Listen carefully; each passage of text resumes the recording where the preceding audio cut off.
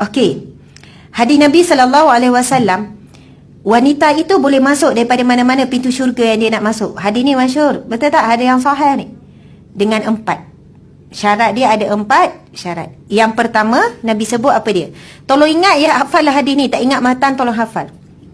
Sebelum kita mati, tolong pastikan kita ada 4 perkara ni. Kalau tak cukup, jangan mati lagi. Kalau kita ada 4 perkara ni, insya-Allah kita tak takut sangat mati.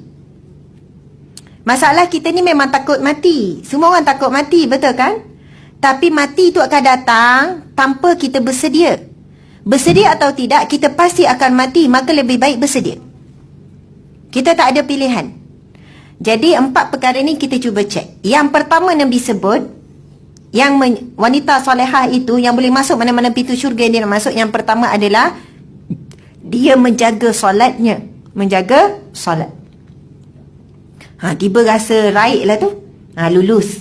Nanti dulu bab solat ni akan didetailkan. Tiba-tiba lulus yang pertama. Jangan luluskan diri sendiri, okey? Yang kedua Nabi sebut berpuasa di bulan Ramadan. Yang ketiga menjaga maruah. Yang keempat mentaati suami. Mentaati suami. Ada juga yang tu. Yang tu paling payah tu. Ramai orang perempuan boleh lulus bab solat. Yang kedua bab puasa. Yang ketiga jaga maruah. Tapi yang keempat itu payah, paling susah. Masya Allah. Sebab itu kita akan diuji daripada suami. Sampai bila? Sampai mati. Kalau makcik-makcik kan umur, sebab saya kuliah saya ramai makcik-makcik umur dah 60 ustazah. Sampai bila cik nak diuji dengan suami? Sampai mati ya cik. Sampai mati. Takkan dia macam tu sampai mati. Sian cik. Saya kata cik, tak apalah kita diuji sampai mati. Sampailah kita dicatat oleh Allah sebagai as-sabirin, orang-orang yang sabar. Mati sebagai orang yang sabar, itulah orang yang paling beruntung.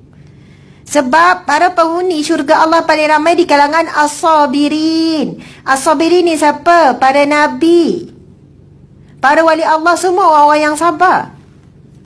Wahai para wanita, para jemaah sekalian, diri kita sangat istimewa apabila Allah jadikan kita sebagai wanita.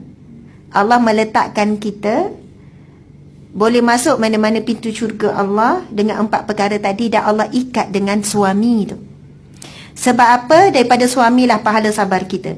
Wahai para wanita sekalian, gudang pahala kita yang utama bukan di pejabat ya. Yang bekerja ni, bukan di luar orang berniaga. Gudang pahala terbesar wanita adalah di rumahnya sendiri. Yang mana 3 perkara itu dia boleh dapat di rumahnya sendiri. Subhanallah. Jangan kita melihat suami yang menguji sabar kita, tapi kita lihat Allah yang menguji kita, suami perantaraan. Jangan kita lihat anak yang menguji sabar kita, yang uji kita sebenarnya Allah, anak perantaraan. Sebab itu hadis Nabi SAW, Nabi bersabda, apabila hamba-Ku diuji, Aku akan mengutuskan bersama ujian tersebut malaikat bersamanya. Dan aku akan bertanya, ini hadis qudsi ya. Dan sekiranya hamba-Ku itu terima dengan redha dan sabar, dia berhak mendapat redha-Ku, yakni syurga Allah. Tetapi sekiranya hamba-Ku menerima ujian itu dengan marah, dia juga akan mendapat kemarahan-Ku. Masya Allah. Setiap kali apa yang berlaku, anak tumpahkan air, Allah sedang test kita. Tapi kita rasa anak tu yang test kita. Menguji sungguhlah budak ni. Kita sebut macam tu. Menguji sungguhlah. Awak ni sangat menguji sabar saya lah. Sebab itu bila kita nampak suami yang menguji kita, kita marah sangat pada suami. Kita lupa di sebalik itu Allah yang sedang menguji kita. Jadi tipsnya, sebab ini dah sedar sikit, betul tak? Dah sedar sikit. Jadi satu ceramah itu takkan sempurna kalau sedar-sedar lepas tu terpengung. Macam mana nak buat ni? Saya sudahi, tadi penutup, sudahi dengan firman Allah Subhanahu Wa Taala. Auzubillahi minasyaitanirrajim. Ini tips ni.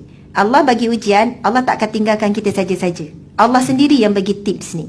Allah sendiri bagi kaedah. Kalau kamu diuji, kamu patut buat apa? Auzubillahi minasyaitanirrajim. Bismillahirrahmanirrahim. Alladzina idza asabatuhum musibatun qalu inna lillahi wa inna ilaihi raji'un. Ulaika alaihim salawatum min rabbihim. Sadaqallahul azim. Yang bermaksud apabila hamba-Ku ditimpa musibah lalu mengucapkan inna lillah wa inna ilaihi raji'un, ulaika alaihim salawatu min rabbihim, mereka itulah yang akan mendapat salawat, yakni rahmat, pertolongan daripada Allah. Masya Allah. Iaitu bila kita ditimpa apa-apa ujian ya, para jemaah sekalian, ucaplah inna lillah wa inna ilaihi raji'un. Maksud dia apa? Inna lillah, ini datang daripada Allah, wa inna ilaihi raji'un, dan sesungguhnya semua ini dikembalikan kepada Allah. Percaya ke tak percaya ke, buat saja. Apa pun berlaku lepas ni, tiba-tiba bos bagi 5 bertimbung, inna lillah wa inna ilaihi raji'un. Faham tak? Bos pun dengar. Kenapa awak doakan saya mati ke? Sebab ramai kita tak faham maksud inna lillah ni. Dan ini sebenarnya orang Melayu kita je innalillah dengan khabar kematian. Sebenarnya kalau orang Arab innalillah tu biasa. Ini datang daripada Allah. Tugas yang bertimbun ni datang daripada Allah. Bos ni perantaraan saja. Wa inna ilaihi raji'un, ya Allah aku serahkan kepadamu ya Allah. Tiba-tiba mudah je kerja tu. Ada orang tolong, subhanallah. Kalau kita berat, ada apa-apa ujian, lagi cepat seorang hamba menyerahkan ujian itu kepada Allah, lagi cepat pertolongan Allah itu datang. Percayalah. Anak tumpahkan air, innalillah. Sebelum marah, innalillah dulu. Ya Allah, ini datang padamu, ya Allah. Insya Allah marah juga. Bukan tak boleh marah, marah juga. Tapi marah kita berbeza. Tapi kalau turun marah, astaghfirullah, cubit. Suka. Astaghfirullah, tapi cubit. Itu bukan istighfar tu. Syaitan pun gelak. Itu bukan istighfar. Kita sebut dulu, innalillah. Air yang tumpah ini datang daripada Allah, wa inna ilaihi raji'un. Tiba-tiba anak kita tu cepat-cepat ambil kain lap sendiri. Ya Allah, pandainya. 3 tahun baru lap sendiri. 2 tahun. Sebab kita serahkan kepada Allah, Allah beri ilham pada budak kecil itu. Akhirnya daripada marah jadi seronok. Siap ambil video. Wallah. Faham tak? Kalau biasa marah. Percaya atau tidak, buatlah. Baliklah suami uji kita apa pun. Ada gelas tak basuh, innalillah wa inna ilaihi raji'un. Kita pun basuh. Lepas tu insya-Allah perubahan apa yang berlaku, kita siap pesan lagi, bang, minum air tinggal je ya. Tak payah basuh.